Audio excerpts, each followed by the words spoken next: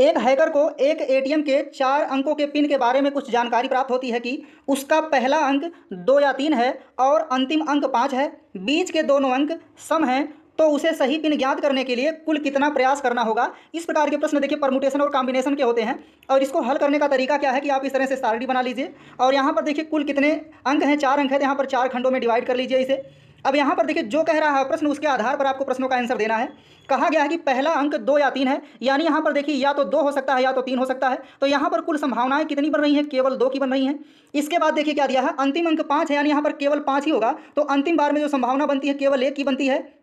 इसके बाद देखिए बीच के दोनों अंक क्या हैं, सम हैं, तो सम संख्याएं देखिए कौन कौन होती हैं, 2 है, 4 है, 6 है और 8 है। तो यहाँ देखिए जो बीच के अंक हैं 2, 4, 6, 8 हो सकते हैं, तो यहाँ पर कुल संभावनाएं कितनी बनेंगी, 4 की, यानी यहाँ पर चारों में से कोई भी अंक हो सकता है और सेम कंडीशन यहाँ पर भी है कि यहाँ भी चारों में से कोई एक अंक हो सकता है। अब इस प्रकार के प्रश्नों में देखिए क्या करते हैं, जो संभावनाओं का मान होता है उनका आपस में गुणा करा लेते हैं और वही क्या होता है, कुल प्रयास की संख्या होती है। तो यहाँ पर देखिए टोटल जो प्रयास का मान हो जाएगा ए हो जाएगा 2 गुणे 4 गुणे 4 गुणे कितना हो जाएगा, 1 हो जाएगा। अब गुणा करा लेंगे तो 4 चौक 16 दूना कितना हो जाएगा, 32 हो जाएगा। इसलिए उसे सही पिन का